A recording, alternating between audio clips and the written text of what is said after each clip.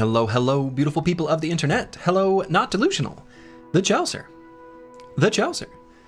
Master Maticus, J Chan, Broad Metallic 2, Despotsini, Brewski, Antiwian, Ananas, Zumbizlaya, Trash Comps, Circles, Fennec Phoenix 25, Seabreeze, and Fulio. Hello, hello, welcome one and all. We have a new graphic on screen. It's kind of, well, once I load into the game, I think it'll be slightly more visible. There we are. We've got a fancy graphic for our promised potential count.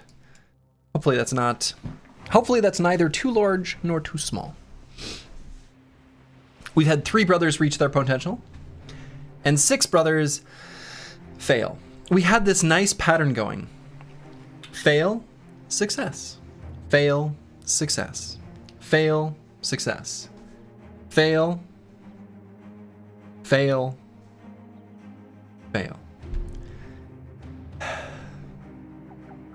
You know the top image was based on the, or bottom image was based on the top one? I did not, actually. Now I do.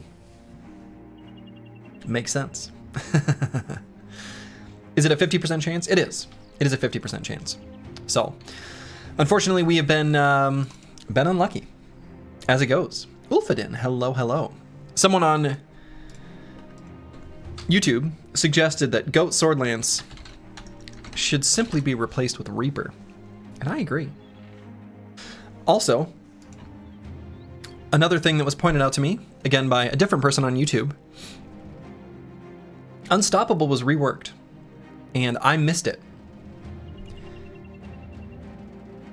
So the first bullet point is the same. Once per round during your turn, if you hit an enemy with an attack, gain 1 stack up to a maximum of 3 stacks. Okay, all well and good. Second bullet point, each stack grants 1 action point and 10% more initiative. Okay, good, great, grand, wonderful. Everything's all honky-dory, everything's all wonderful. Things don't change till we reach bullet point number 3.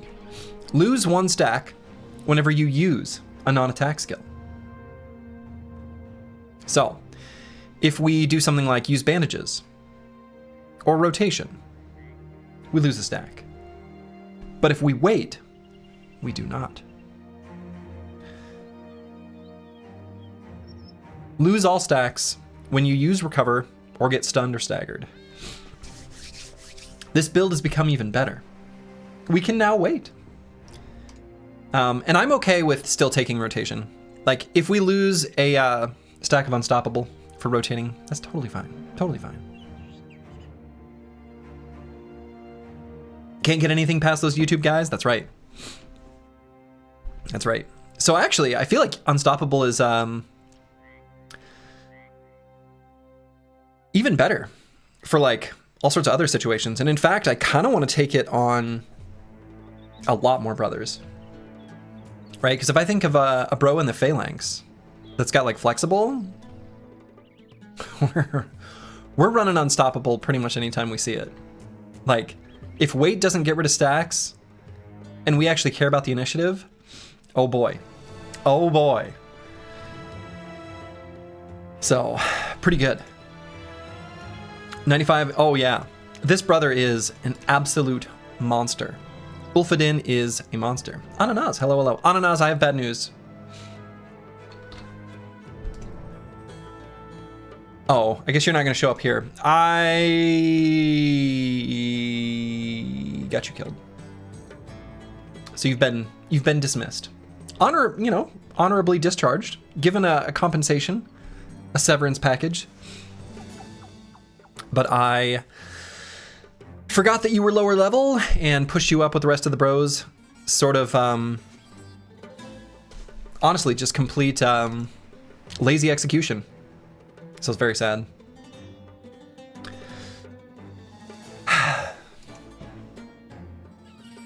But I do think Unstoppable probably is overpowered. I think this version of the skill is probably too good. But whatever. You love Unstoppable just for the fact that the icon is an oiled up naked dude? Sure. Yeah. That's a valid reason to like it. Holding a skull? Pretty spooky. And if you have to choose between being stoppable or unstoppable, it's an easy choice. I agree. Are failed potential boys getting axed? They sure are, Fulio. So these two brothers will be getting axed, but I want to hire some new ones in first. In most states, what Slurgy did to you would count as murder, Ananas. That's true. It's true. I failed you. So, but yeah, we've got two bros who are level 11 right now. Trash Comps here, and Ulfadin. So Trash Comps were waiting on visiting a trainer to get Battleforged. So that'll happen here soon. And yeah. It was yesterday? Yeah, it was yesterday. I screwed up. I felt very bad about it. Still do. Pretty terrible mistake. I don't know whether to thank you or curse you for getting me into Battle Brothers. ¿Por qué no las dos? You can do both. All right. So I need to figure out what I want to do on El Lazare. I might just have him sneakily join the Phalanx. If we're going to be doing some whipping, I feel like there's no reason why we wouldn't. We don't care about losing the damage from double grip. Now, the other interesting thing about the disarm from the whip, it is not a non-attack. So, you know, unequipping your shield doesn't help you at all. Ananas, thank you for the gift sub. After I got you killed? Maybe get a new bro later. Unfortunately, I do still limit it to just one entry per run. So that more people who are present in the queue still have a chance. After all, we do have many, many, many, many more. Fennec Phoenix, thank you for gifting the sub to Disco Nick. So, anyway, we will continue here in just a moment. I think Eldazare, we want to do things that give him more accuracy. Just Nom, hello, hello. But yeah, thank you for all of the gift subs, Ananas. That is very generous, and I do very much appreciate it. And same with Fennec Phoenix. But thank both of you for all the gift subs. Dang.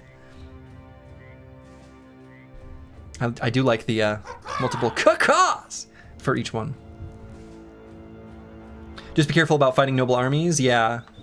Yes, I will be careful indeed. Okay, so Eldazare, yeah, I think we'll, for the moment, we're just gonna join the Phalanx. And we are gonna build this brother nice and defensively. You know, he can stand on the front line, you know, under normal circumstances and be in a good position to be able to whip crack, disarm unsuspecting foes. Our PP percentage not looking good? It'll change. Trust. Believe. Okay, so one of the things I was looking at doing,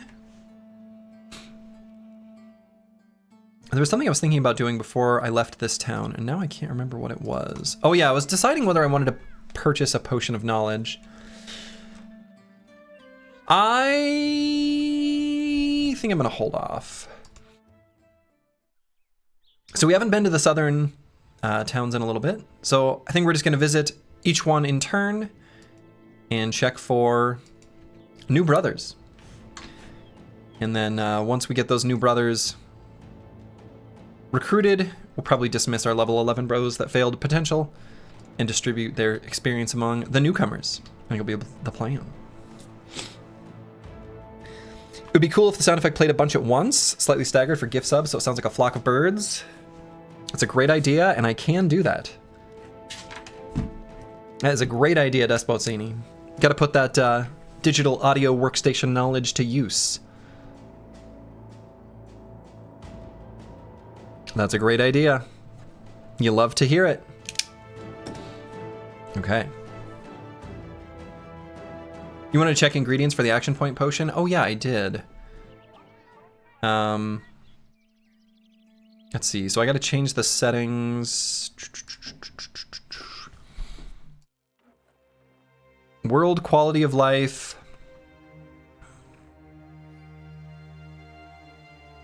Boy, where is it? It might be in...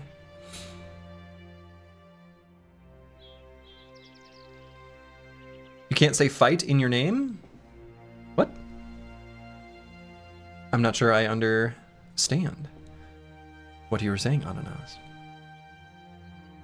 Let's see, maybe it's under Reforged. Miscellaneous. Ah, okay. Blueprints when... Always. So let's take a look at that. Because you're right, I am curious about some of these recipes.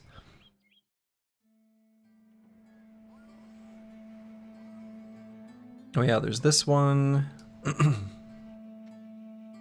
You get auto-modded? Oh, you said... Boy, I don't know. I don't know why that got auto-modded. I see it now. Goys. G-O-Y-S? I don't know. That word must mean something in some language. I don't know what it is.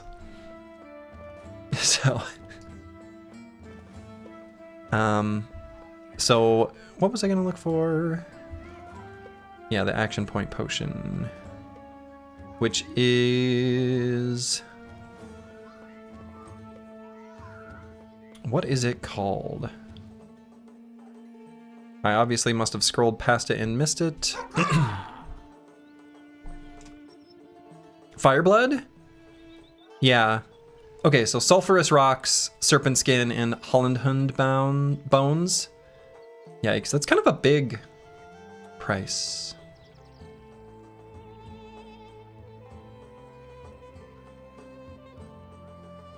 Like these are like 3 distinct like enemies you'd fight, so it's kind of a pain to keep those around. One of the difficulties, of course, is being able to purchase some of those things, though I suppose maybe you can't.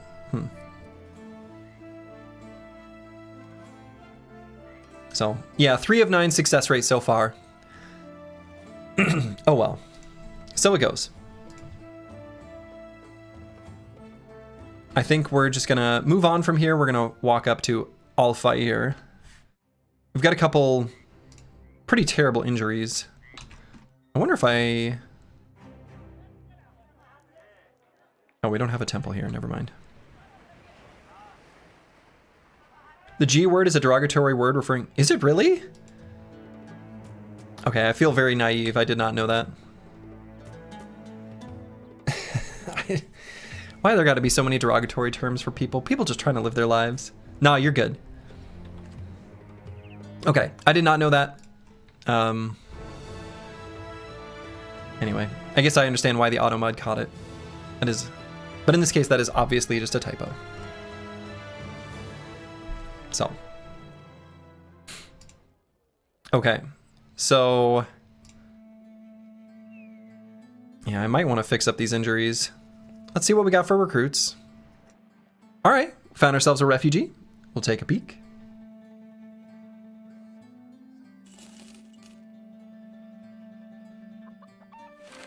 Ooh. Interesting. Huh. Yeah, well done, Automod. You've learned us all a new slur. It's funny because the Automod, you know, I put it on like default settings and then I just allow things. Because there are certain words that there's no reason anyone should say. There are some words. And the variations thereof when people try to get around it. So I'm like, yeah, ban all those. But the amount that the auto mod catches that is, I don't even know what the word is like a lot actually. Okay. The resolve needs, oh, I mean, this resolve is, honestly, here's the real thing. Does this resolve need help? Sure. This is incredibly good starting resolve for one of these backgrounds. This is actually good resolve. This brother's incredible. Yeah. Yeah, this is insanely good stats, starting stats. Now, perk groups are a little bit awkward. With only shield, we're going to be, of course, a Phalanx Bro, but that's all right. We're pretty happy to roll with the Phalanx Bro, and so this is Casario. Cool.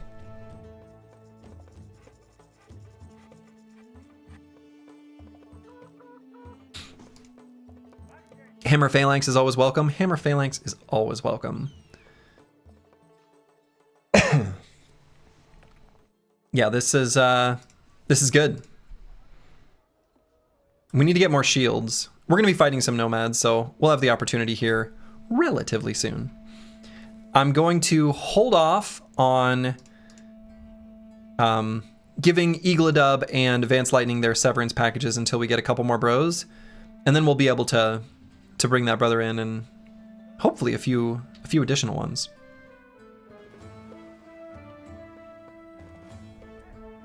So escort caravan to Hohenberg. No, we're not going to go up there. And so I think we're just going to buy some tools. I am going to treat these injuries.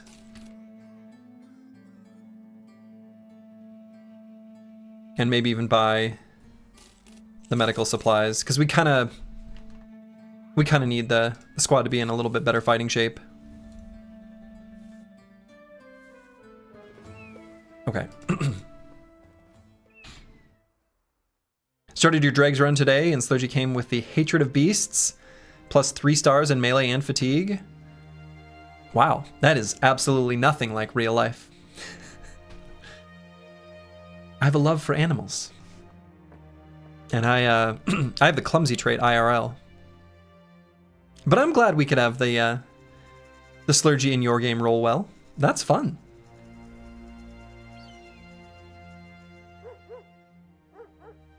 Okay, and I don't think we're going to do the arena, but we are going to at least take a look. We might do one of these Hunt Down What Terrorizes contracts. Cool, so we've got a cripple we can hire. You love to see it. So let's take a peek at this brother. See what we're looking at.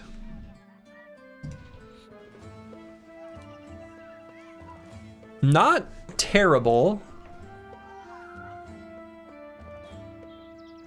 Not terrible. Do you dismiss the failed guys? Yeah, I'm going to. I've dismissed several so far. Oh boy, a cripple?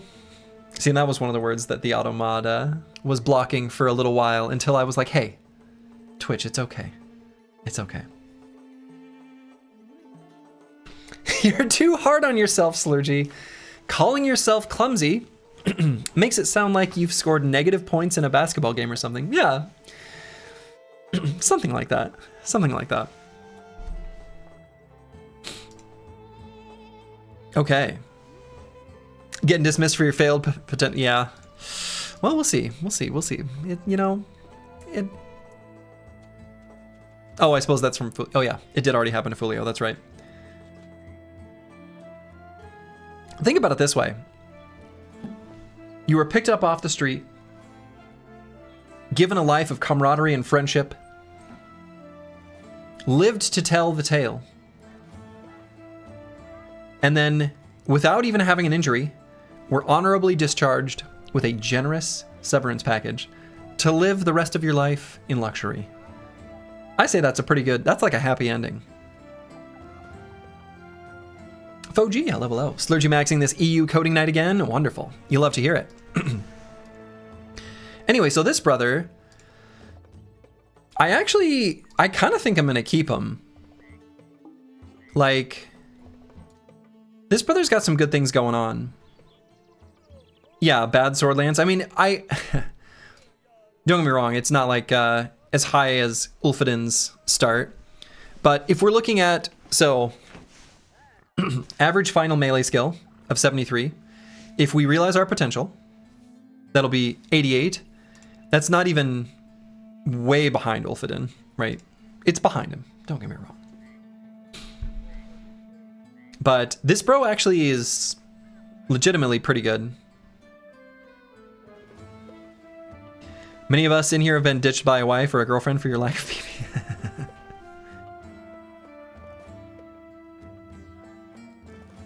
So I think we are, and the other thing we could do with this brother if we wanted would be put him in the phalanx, but I don't think I'm going to do that. I think I'm going to give him the sword lance.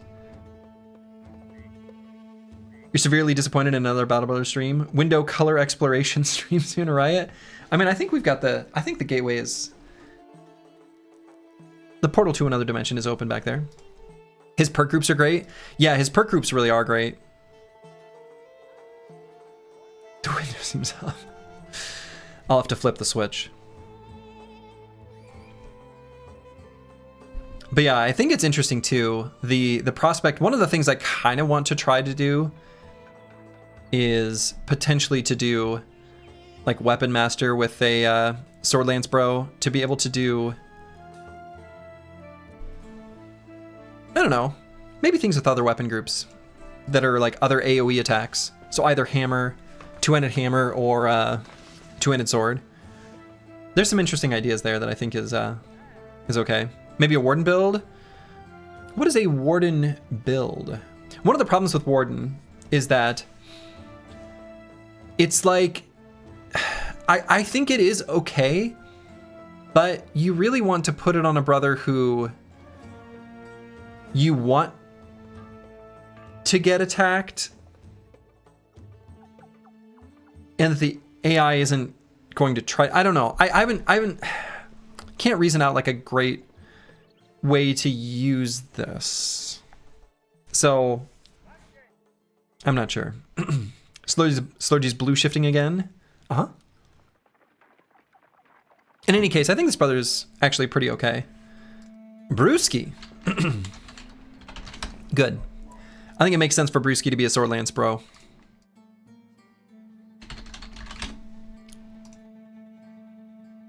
That makes sense to me. That's just correct.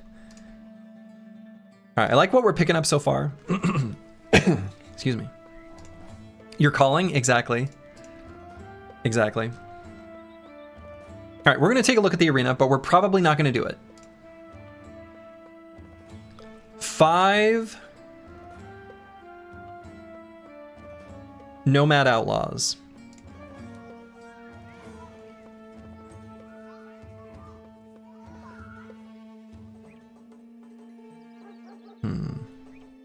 Are you keeping the shield sergeant if he fails his potential? His perk is quite good. Yeah, so that's... Foji, you bring up a very complicated and difficult subject. I will probably keep him, but try to replace him. So, besides Ulfedin, do you have a favorite bro?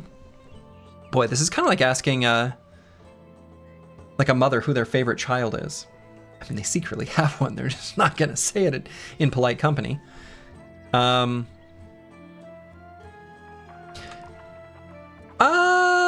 I don't know. I actually have been pretty happy with what Master Maticus has managed to pull off so far with the spear. I like having a specialist spear bro for Hardened, but wouldn't want to build one normally if I had a limited origin. I also really like that we have a Dastard banner, and I always enjoy the whip builds. So, yeah, those are maybe shortly after. If I understand correctly, you can give Warden for Sword Lance and Frontliner take 30% less damage. No, so the text on Warden is very specific. So, adjacent allies take 30% less damage from attacks from enemies that are adjacent to you. So in other words, there's a lot of enemies in this game, like Ancient Dead, that have like a cleaving attack. So if that enemy who's using the cleaving attack is adjacent to the brother with Warden, it does kind of help protect your backline, right? If they attack like the brother next to you, it will help protect them. There's reasons why I think it's okay, but it still feels like a little bit of a hard sell. Because the enemy has to be adjacent to the brother that has Warden and attack a different brother. So, I don't know. All PP failures should be dismissed at the next town, demo the rules. Yeah, probably. I mean, as soon as I pick up the new batch of recruits, I'm going to let them go. It's only good for some very tanky frontliners. Yeah. The cool thing is the second one. You can help save a bro. Yeah. I mean... But to me, that's really only useful if you also give this brother like rotation, or it's maybe a mace bro with a stun or something like that, so that you can bail them out if they get hit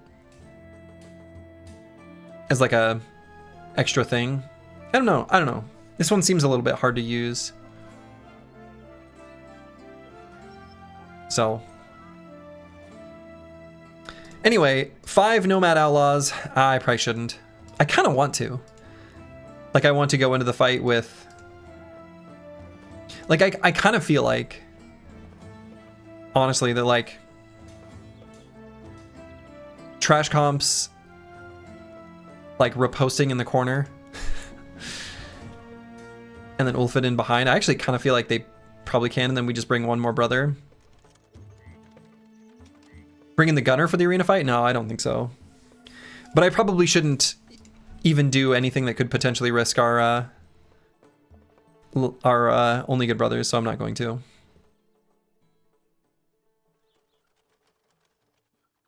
Alright, so I'm just going to buy a little more rice. And maybe do the hunting beasts contract. I don't know. If it's snakes, I'm just not going to do it. I really just want to fight hyenas, and that's it. You know what? Let's accept the contract. And we'll just see what it is. If it's snakes, and it's more than just a few, I'm just going to straight up cancel the contract and say, see you later. 7 to 10? Yoop-a-doop-a-doo. I mean, that's probably fine. But we don't need it.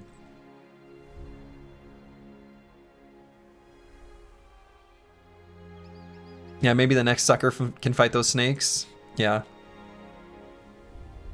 It's just too hard to manage those fights. All right. Let's take an old man's beer. Kind of rude, really. Okay, let's take a look at these hires. Nobody. And nothing really here we want to buy. Escort caravan to Fuchsburg. We're of course not doing that. Wow. All right, so I guess we're doing nothing here. Very cool. We'll buy some rice. Rude on him for keeping it to himself. Well, we made him share. All right, and then we'll head down to Tanware. And I wonder what our relations are with Al-Qasir. Yeah, relations of 15. So they're going to be hostile to us for a little while yet.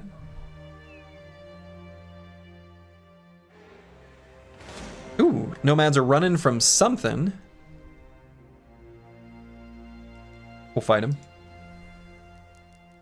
Dusk is tonight. Good. I like having a nice snack-sized warm-up fight. So this is good.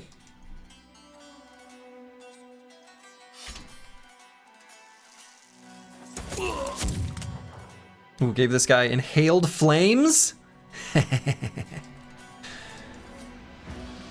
2 minutes IF? Yeah. I think we can manage. I believe in us.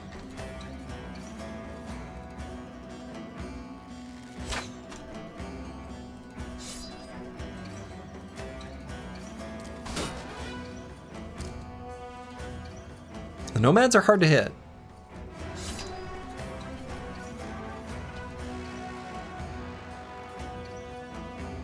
Gave him hay fever, you monster. Good. Here come the archers.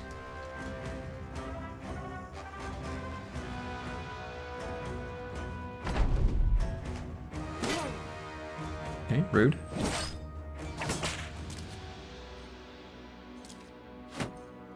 They got 2 whip bros. Kind of good for us.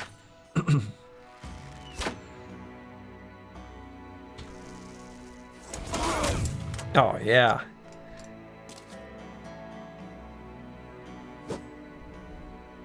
Okay,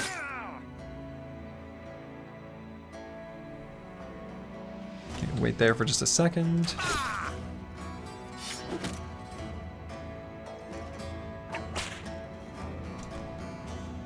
And could bring Plaguebird up to here.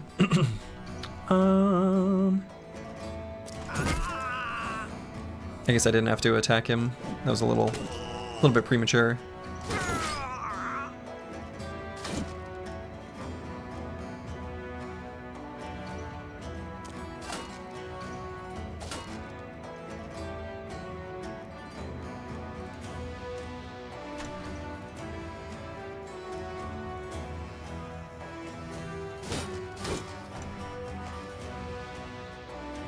Like I would only move up very cautiously.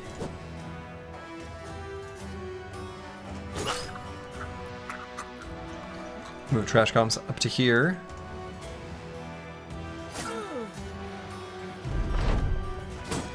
Ripping them apart, ripping them apart.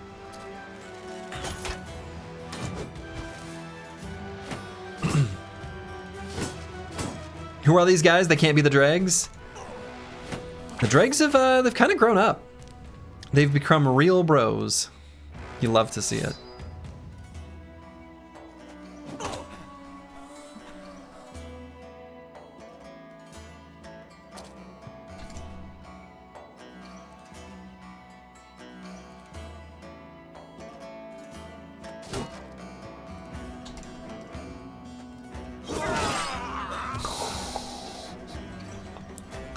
The sword lance. Reaping them. You love to see it. This isn't even their final form. Oh no. Not even close. Our final form will be even more impressive. Full force.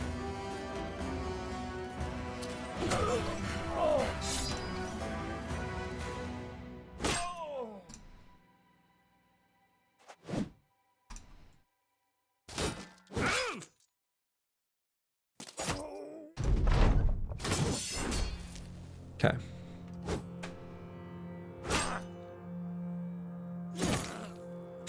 Got him.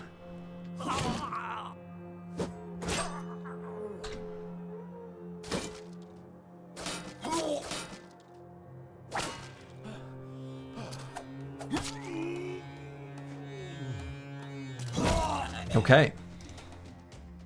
Yeah, the triple kill with the sword lance is always like... always a delight. Always a delight. Okay. So we got one of the things that I do want, and we did only get one of, but it's these Sipars. And I might give one to Setaz. I suppose we've got enough fatigue.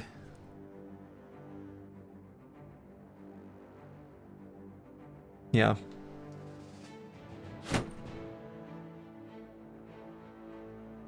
The flail, though? Yeah, 3-headed flails are cool.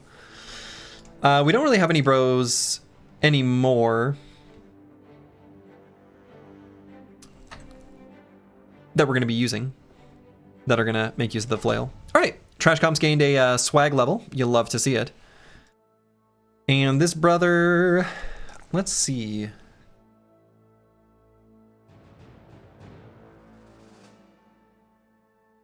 Some of these guys are stronger than dogs now. Yeah, definitely. Resolve. Yeah, I wonder if it should just be resolve now. So it was confirmed that it is not alternating between... Yeah, it's not alternating.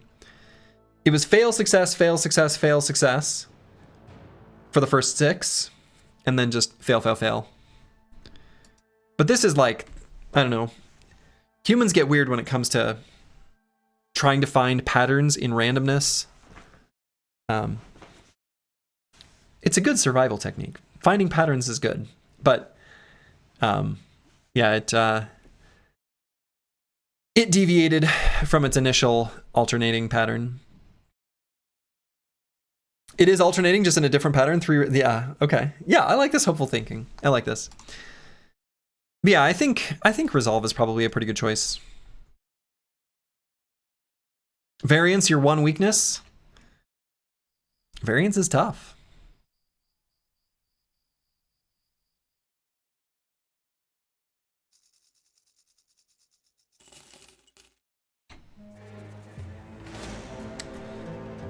Wow. Do they need that many units? RNG isn't actually random. I mean, technically true. This is true.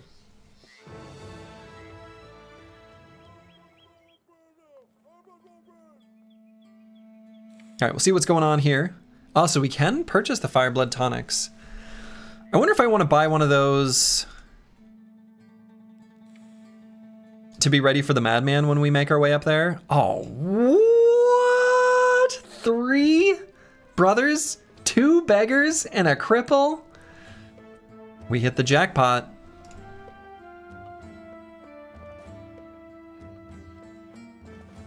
I am going to purchase one of these Fireblood tonics. What's the fancy bird? Oh, I don't know. What is the fancy bird? Where was the fancy bird? Oh, it's in the Alchemist? Vulture. Adjacent enemies have -10 resolve during resolve checks. Automatically released when you take damage. And you can destroy a corpse. Might be kind of handy, I don't know. Did we ever train Nimble? We trained medium armor, was the decision that I ended up taking on Ulfadin. Alright, let's hire these brothers. And then we'll take a look.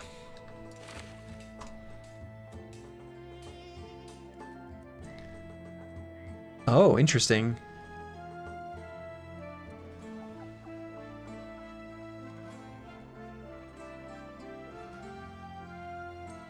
Okay, let's take a look at what the rest of the bros look like. I see a couple different paths potentially.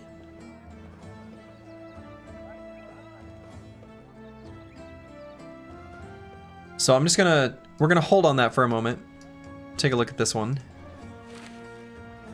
Ooh, back to basics is nice. That's like an extra just bonus perk. Oh, this is a super solid Phalanx bro. Unfortunate that he's tiny, but I think that's honestly fine. Yeah, this bro's actually pretty good. Absolutely could be Hammer Phalanx, for sure. Yeah, we like this brother. Potentially could do, I don't know, a bunch of things actually. This bro's pretty sweet.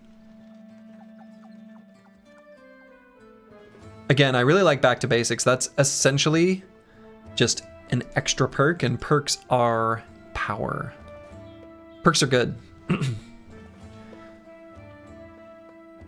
Alright, and then we'll take a look at this brother. I think we're going to end up keeping all 3. I kind of like what I see. And we have a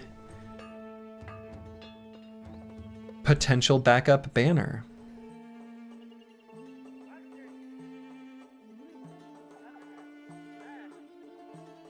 Well.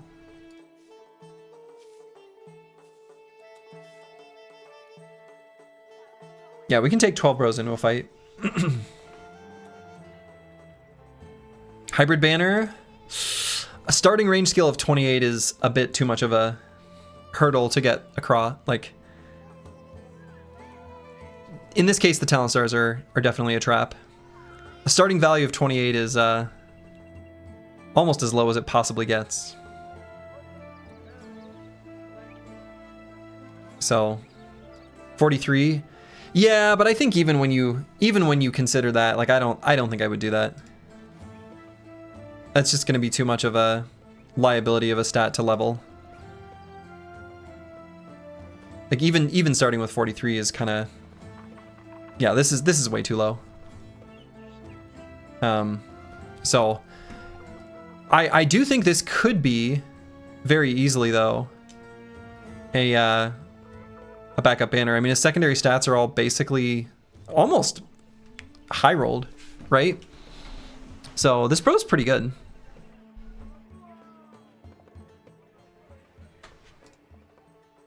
And even if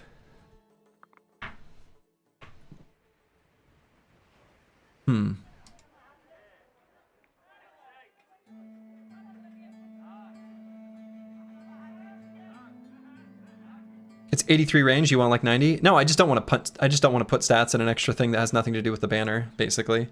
Like we made this bro into a ranged banner. But his starting value was really high. So I could take the high rolls when they were offered and then put it on a different stat if they're not, right? Thinking of a star as equivalent to 5 stats is a mistake. And it's a mistake on like many different axes. One, you have to get up to level 11 to realize that, you know, benefit, which is a serious cost, right? In a normal run of Battle Brothers, tempo is extremely relevant. And number 2, it takes away your ability to distribute your stats into maybe secondaries that need patching or things like that, right? If you start with a high roll, like start with a high number, and it's an important stat but not an essential stat, then you can take the high rolls and then distribute those points elsewhere when it rolls low. So like talent stars are, I think, a trap, honestly. Like I genuinely think that if new players to Battle Brothers completely ignored talent stars, like completely ignored them, like if you could remove your view from them entirely and only looked at base stats and decided how you wanted to build your brothers, you'd build a better squad and you'd get off to better starts. So anyway, I'm not going to build a ranged bro with 28 ranged attack and 2 talent stars, even with realized potential and stuff. But yeah, Broad Model Luck 2 is technically correct. Like everything that is RNG, because of the way computers work, is technically not random. Like, anyway. But for all intents and purposes, it pretty much is. All right, so I think we're going to keep all of these bros, and the only one I might hold off on is maybe this brother, just to see if, well, maybe not. Maybe I don't keep this bro. Sergio, what's your opinion on gnomes? That's a good question. What is my opinion on gnomes? So here's what's tricky. I want to level this bro up as a banner if Wabakishko fails his.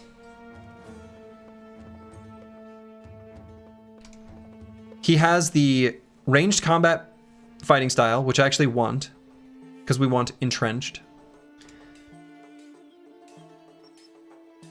And unfortunately, the other like main perk groups aren't super great, but they're not terrible.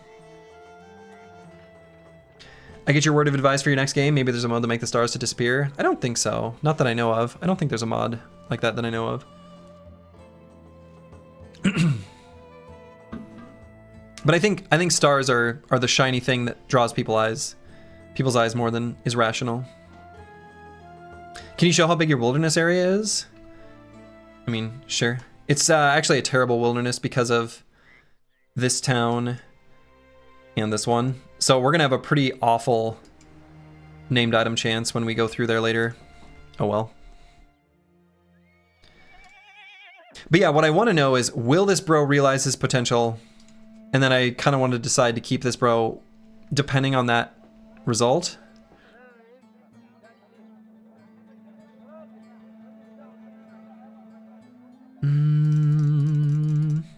Because we're not going to get much better than 39 and 2 talent stars, or 3 talent stars. Like, that's about as high as... I think that literally is the highest we can possibly get. And even though we aren't going to have access to some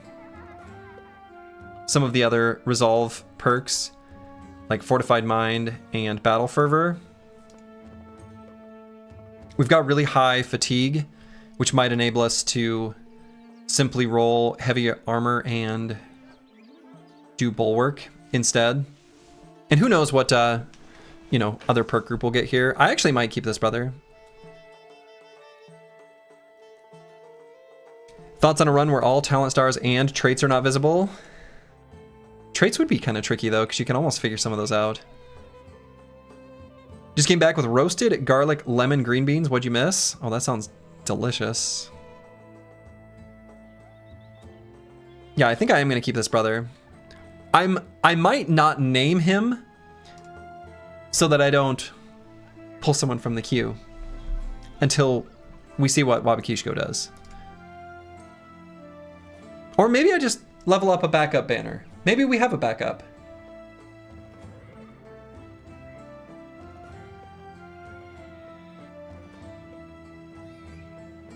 Sometimes having a backup is just kind of nice. In case he gets injured. Ah, screw it. We're keeping everyone. All right. Oh yeah, so let's talk about this brother. I'm gonna keep them all, so let's name him. Curse word.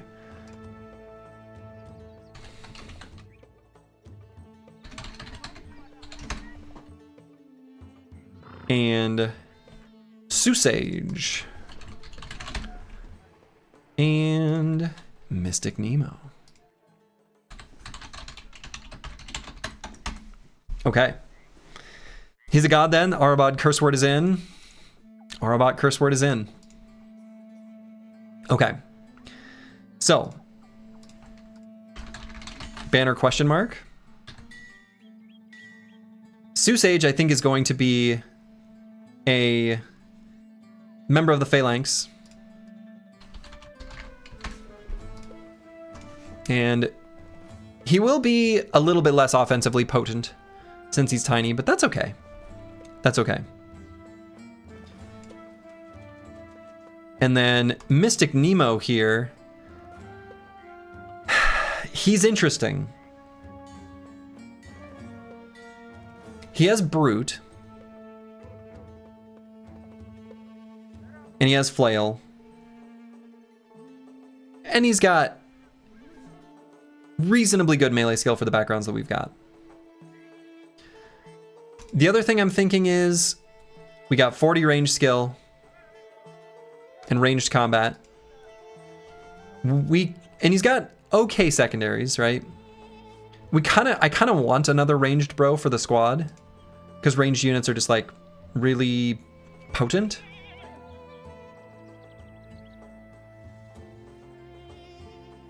So I might make him a...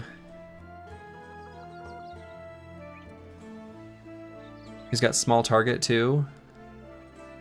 I might make him just like a hybrid. Which I think is kind of how you want to build all of your ranged bros in this mod. I feel like that's kind of true when you just get plus 15 stats to all. I think that makes it worthwhile. He can take Nailed It. He can take Nailed It. And in fact, he could take Nailed It and use like... I guess the Pole Flail gets an attack on the head automatically. Yeah, I don't know. But he could take Nailed It. Now, Brute only does more melee damage, not just more generic damage.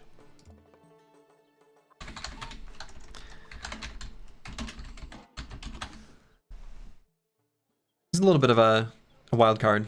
Okay, but I think that's enough brothers where I am going to let some go. So Eagledub,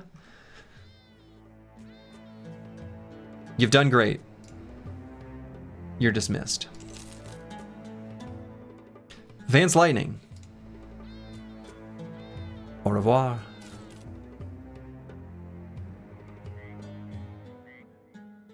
All right.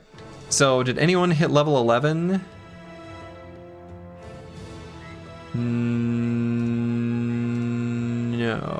No, not any level 11s.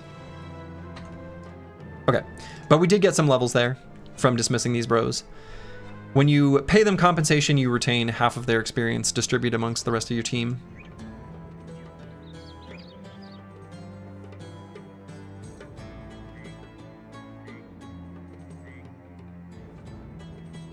All right, so we got our delightful little parry bro here.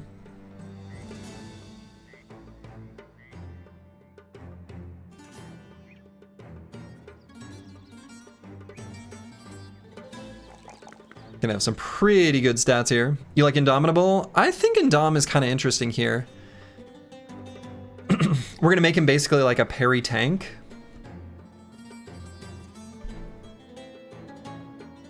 So we're gonna like pop Indom and riposte. So we aren't really gonna need much hit points, so I'm actually not gonna take this +4. Actually gonna grab the resolve. Yeah, I like the resolve. And I like the prospect of Indom. Is there anything else I would do instead? Yeah, fatigue would be okay as well, but I feel like I'm a little spooked by resolve checks if the bro is operating a little more independently. One thing to keep in mind is the game doesn't communicate this to you whatsoever, but you get a bonus to resolve checks for each ally that is adjacent to you. So if we have a brother that's like on the edge of the formation that we sort of send off a little bit separated, and you know they've got dodge, so we're gaining those extra defenses, we are losing the resolve of being literally adjacent to our allies. So it makes me want to pump resolve even more. Also considering the fact that if they're not adjacent to their allies, it's harder to like bail them out in a bad situation. So I'm kind of nervous about how low this bro's resolve is. Fortified Mind? We could do Fortified Mind. I could maybe just do both. I mean, I guess at that point he's level 11.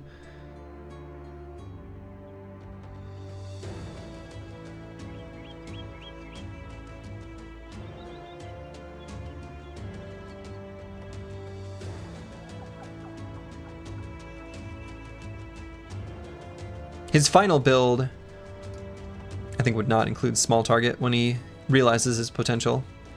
55 is still a resolve. Yeah, 55 is still kind of low. I agree, Corvus Gorak.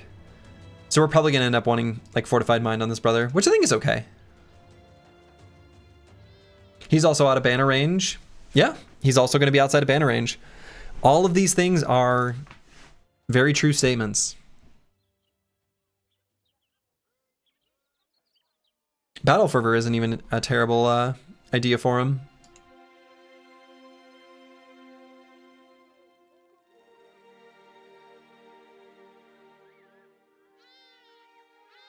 So we could either do Fort Mind, Battle Fervor, or Indom. I actually still think Indom is going to be okay. We're going to go with Indom. We recover, you know, 18 fatigue per turn. So Indom is somewhat reasonable. If we end up getting trained from our shared perk groups, we actually can permanently spam Indom neutral, which is pretty good. All right, Travesty 066. Let's grab Bullseye. Oh no, he's out of banner range. He'll miss the bonus 3 resolve from the Dastard banner. No, no, no. He broadcasts like 8.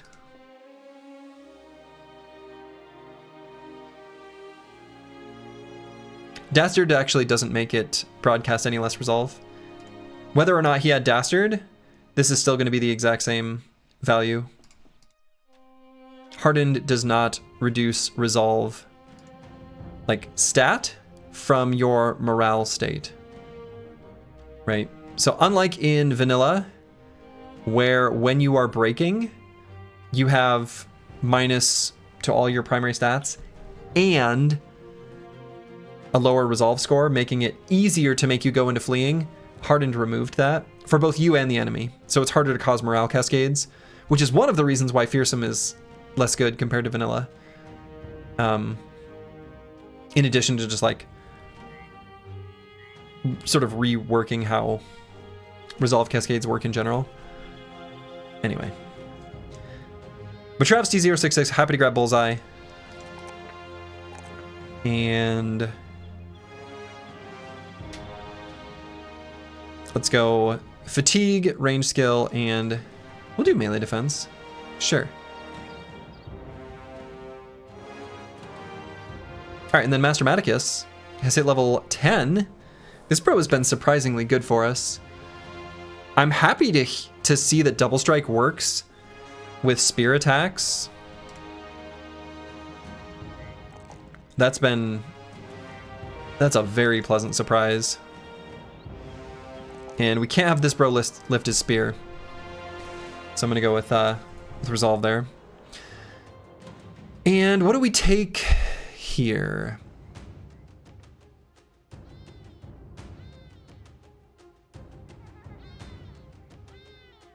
Is Killing Frenzy worth it?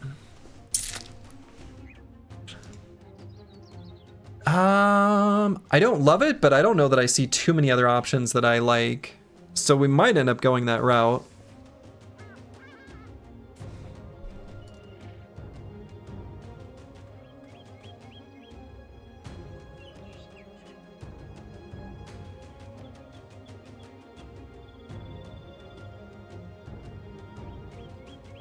You don't suppose... Wait a minute.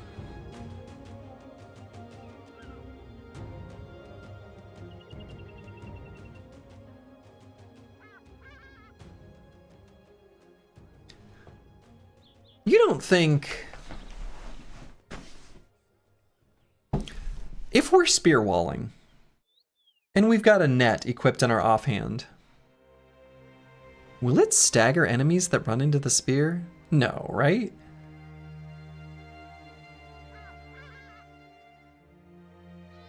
The first enemy, anyway. Like, would that work? We may as well science this, right? I feel like I want to science this because this bro's going to hit level 11, and we're either going to be like, this is good to know for our final build when he realizes his potential, or we learn that it doesn't, and then he hits level 11 and then, well, you know, whatever. Do you have Predator? I can get it easily enough. I don't know if I don't think so.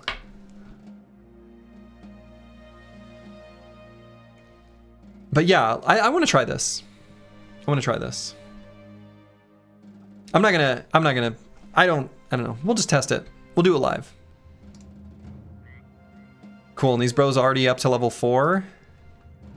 Wonderful.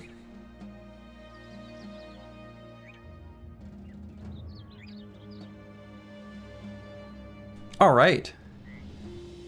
So, what I'm gonna do, or my plan, is when we're doing easy fights, I'm gonna take these brothers who have already hit level 11 and we'll bench them. And then in fights where we need their firepower, we'll bring them out.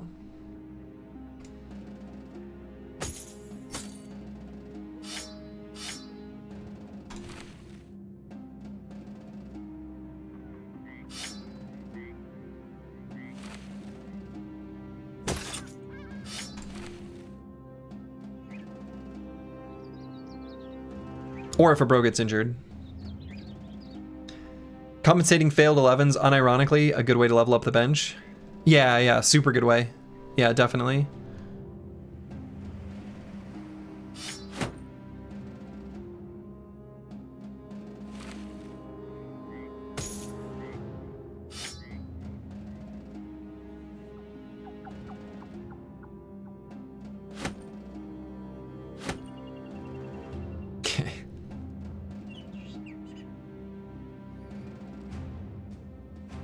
Okay, so we'll start with these bros equipped. with things.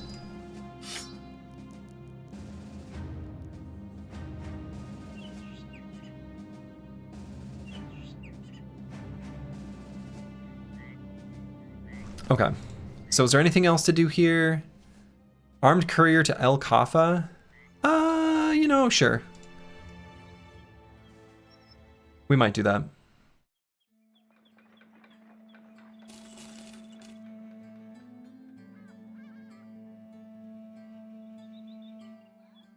And so let's sell some basic stuff here. Shall we mosey our way to a training hall? Yeah, I think so. Exactly. So the only training hall we have access to is one way up in the north. So we're gonna mosey our way on up there. Actually, maybe I want to keep the composite bow. I wonder if, I think I like...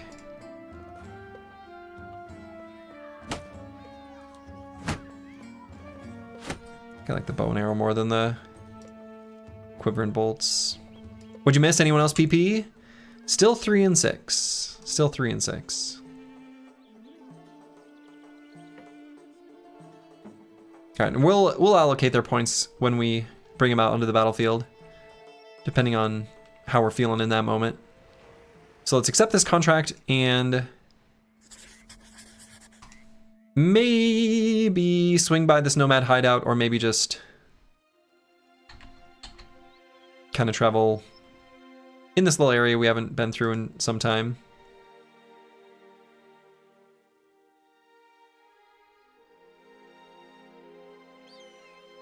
Past the ancient city. Oh. Found some sunken ruins. It's like an unknown camp. Yeah, for an unknown camp, I think I'm gonna leave these boys in. This could be dangerous.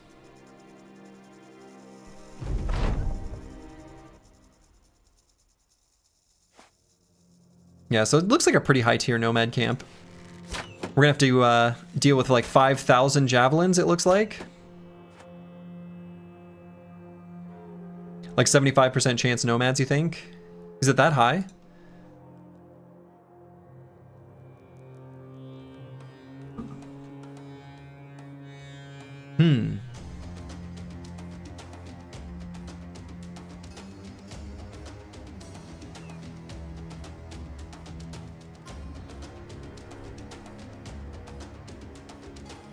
And they've got toolbox, right? Yeah. No one's got the bird anymore? Oh, we got the bird. Caw-caw! All right. Yeah, this looks okay. We're just gonna have to be careful. Which of course we always are. See? Careful.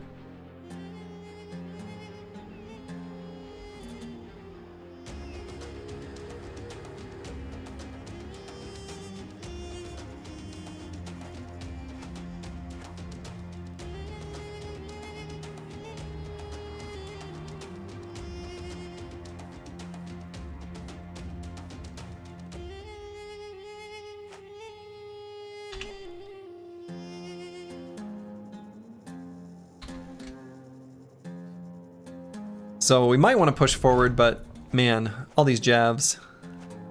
It's a lot of javelins.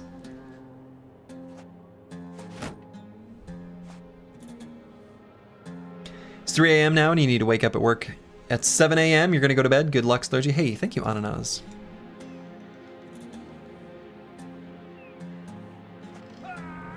No fencer, we're good.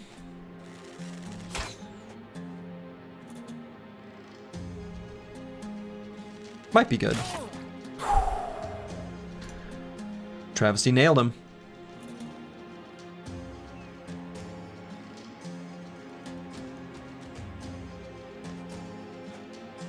They're not... Okay. There we go. Okay, okay. That's what I wanted. That's why I ran Broken Exile forward. So, just popped Indom and then ran him forward. He's got crazy good range defense. Hope none of the new bros get ananazed. Man. made into a verb. It's rough.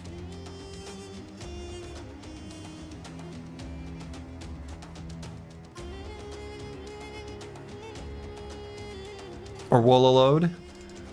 Oh man.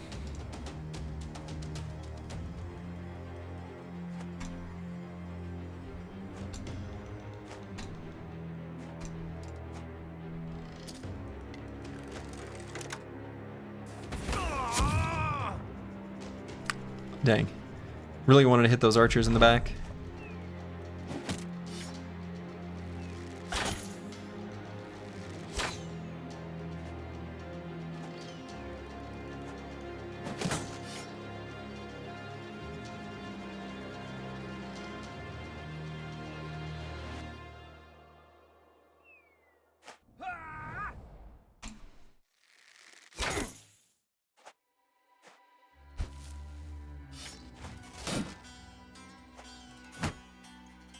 Okay, so battle lines are fully joined.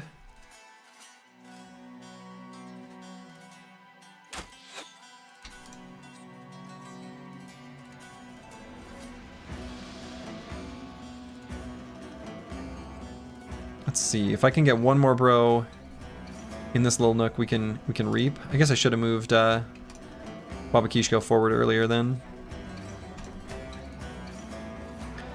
Oh well.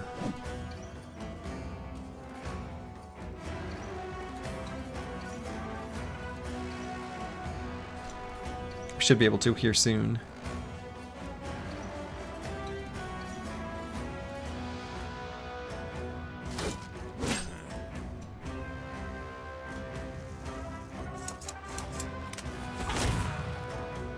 What is that injury? Heat stroke? Good.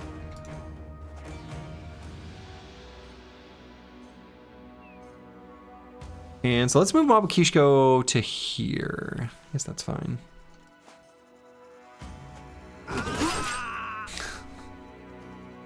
So good. So good. I'm a little apprehensive about leaving Eriko exposed. He's gonna eat 4 different archer shots, aimed shots. He'll be on the high ground, but that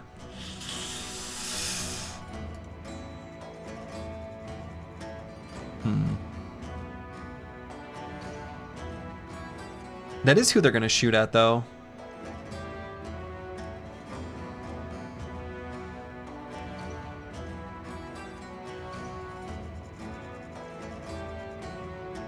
Probably? I don't know, maybe it isn't. Yeah, I'm just gonna stay there. It's a feels bad since it's so passive.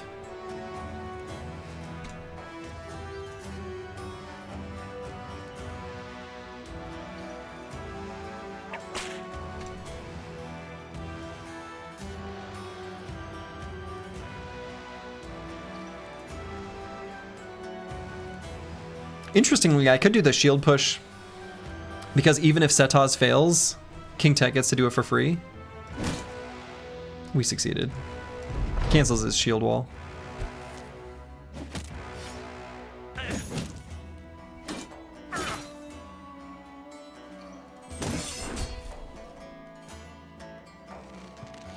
Indom doing work.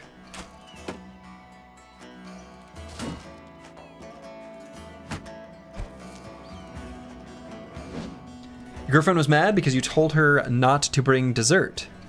But we are making dessert tonight to test your son's birthday cake. Okay, good. That's very innocent. That's a very... She's not really mad. She's just a little mad. Good. I saw that in the chat as I was arriving. So, good.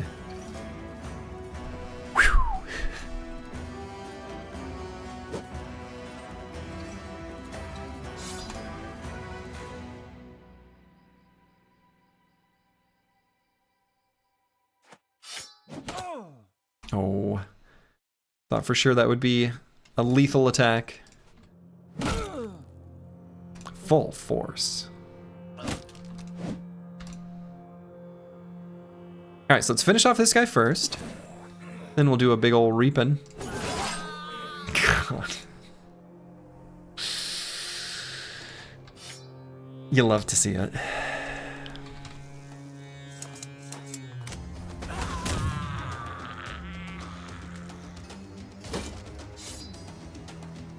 Maybe she wanted 2 desserts?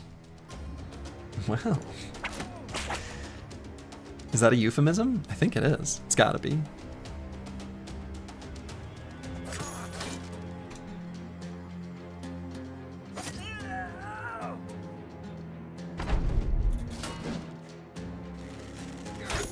We still haven't had the opportunity to see if enemies bouncing off of spear wall. Okay. He got hit in the head once earlier in the fight and then twice in a row by those archers. And Flexible doing an incredible job of protecting our hit points. Right, because we've got a pretty impressive reduced penetration, but dang. Big Heart wins. Helmet of the Wolf did a lot to keep us safe there.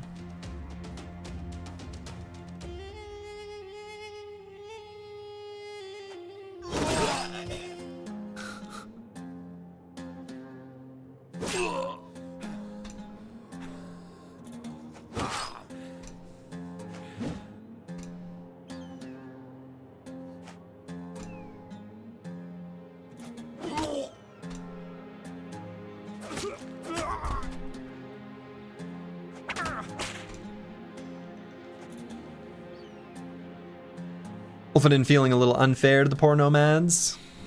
Just a little. Just a little.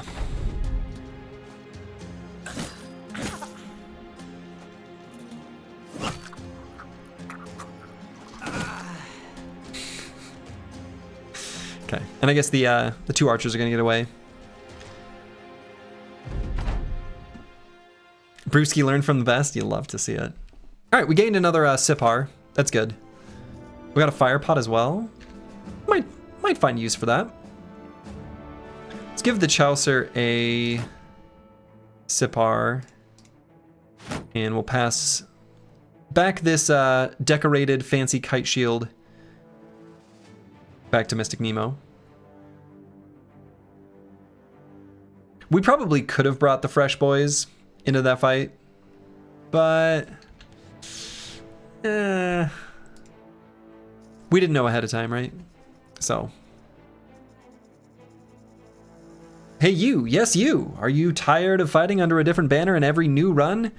Are you tired of not knowing your company colors? If so, help by supporting the initiative for the Slurgy Battle Brother banner contest. Prize, what bigger prize you need than bragging rights, and having the official colors might even make Slurgy stop giving the sacred company banner to random dastards. I hope that the Chaucer can add a custom banner. I think there are tools to add custom banners that already exist. And I guess custom banners does sound kind of cool.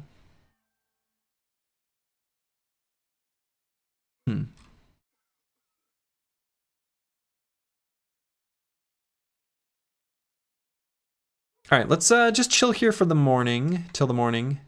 And I don't know if we're gonna do any of these contracts. We might. Just take a quick peek at the recruit pool one more time. Yeah, it's the same as it was before, I think. We could drive off nomads here. Build up relations a little with this town that apparently must hate us, right? Yeah, they do. You can put Slurgy's face on the mermaid? Oh boy. That would be something.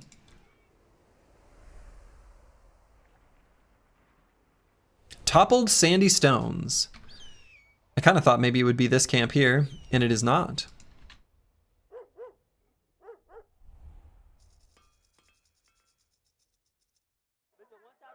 Sure, let's do this. So it's over there. We could do this camp and then head over there and do this camp and then return. I don't hate that. I'd follow that bald-headed mermaid anywhere. A merman. What's the, shoot. What's the creature type from MTG? Magic the Gathering? The blue ones, Myrmidons, right? It could be a Myrmidon. Said what you said deliberately. Okay. Mermaid. I'll roll with it. Okay, so it looks like this Stonefist Keep Ruins is probably Ancient Dead based on this patrol. Happy to fight this patrol, that's for sure. Who's next to hit level 10? Oh, the Chaucer's very close.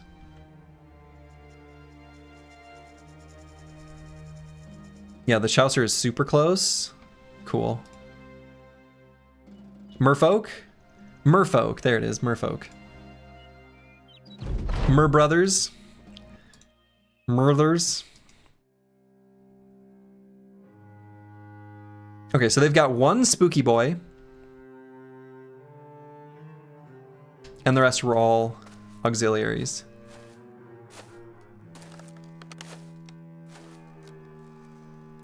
And I don't know that there's any benefit to scooting except to get them to engage directly.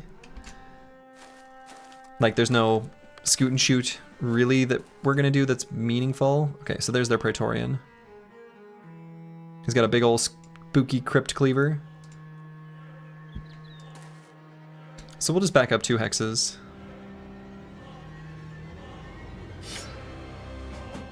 Strip a little armor. I should have brought throwing axes. Just kind of forgot. I don't think it'll matter for this one.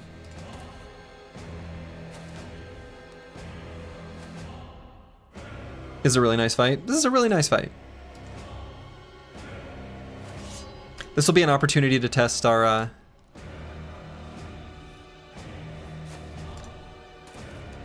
okay. Test our stagger thing with Master Maticus.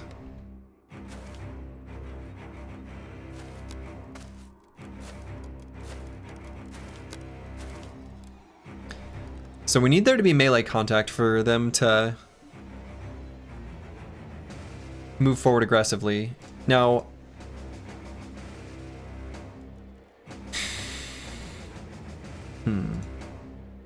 I don't like how concentrated they are up there, but I guess it's fine. Thinking about just going up here and reaping. Can you stagger undead? You can.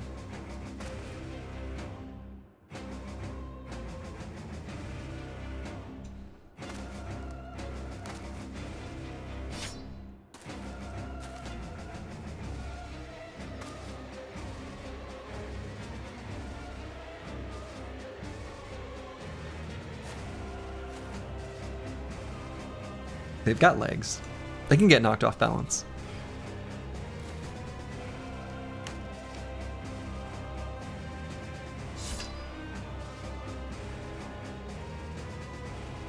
Can Hexen charm the undead? Not only can they succeed 100% of the time.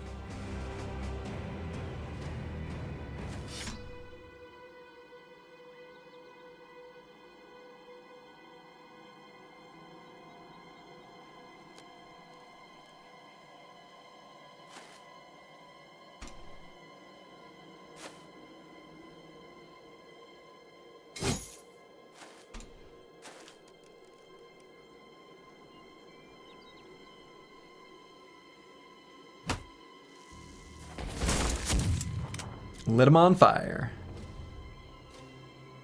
It's not very effective.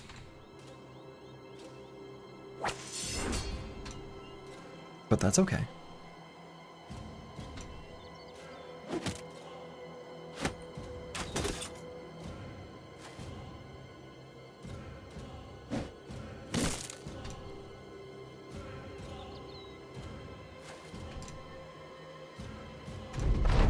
What are they? Water types?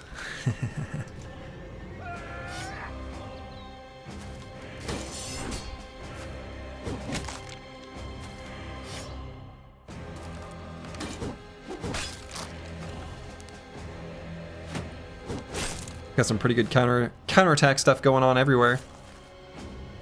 Okay, it staggered him. Now hold up. Not only did it stagger him, there's an important thing that I was also curious about. So we got two things we learned here. It staggers them, and much like when you get staggered while it's like your turn and you're moving out of range of a hammer, it ends your turn. Well, not ends your turn. I mean, you go to your stagger position in the turn order, right? So you get, your turn ends for that turn or whatever. Anyway, that's really cool. And if it's just the first attack, it should only happen that once. Yeah, okay. I don't know that that's like necessarily that good. It's not bad. It's definitely cool.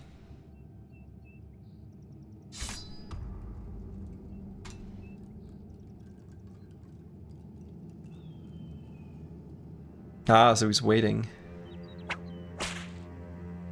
Okay, great. Neat tech for orcs, maybe? Yeah.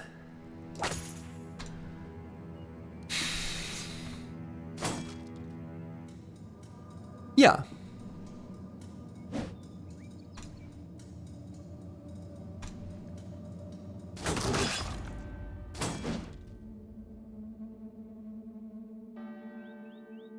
Doesn't quite feel worth it for a perk slot overall, but cool to know about. Yeah, I think that's where I'm at with it. That sounds right.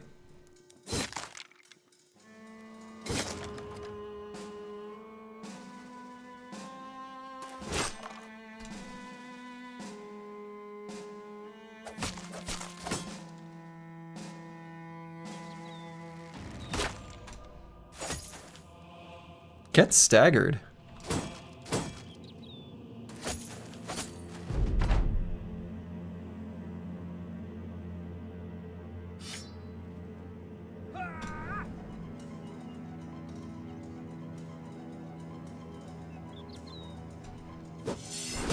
Maybe it makes a good arena bro. Sure. Yeah, that makes sense.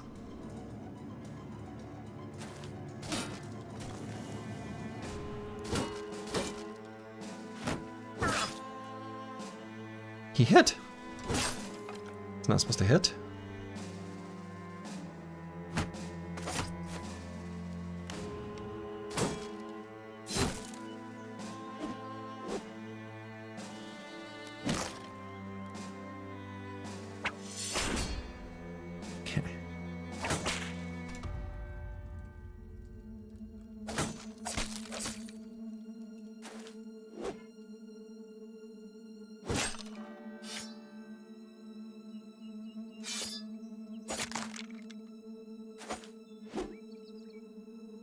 Rude.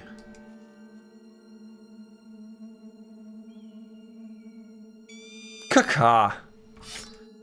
It's really nothing more for me to do with that, brother.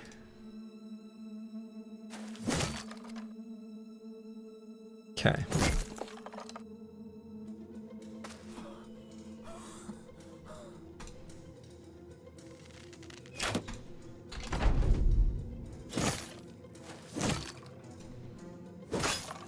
All right, nice cleanup there at the end.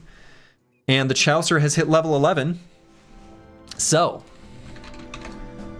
let's play that fun game called Let's Play That... Oh. Prediction time.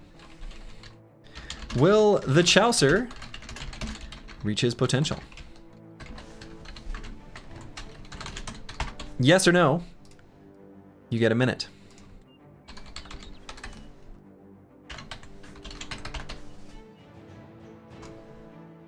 Can't fail 4 times in a row? Yeah, that's impossible. If there's a single person rigged in this playthrough, it's got to be the Chaucer. Now, the Chaucer did make the Origin. So.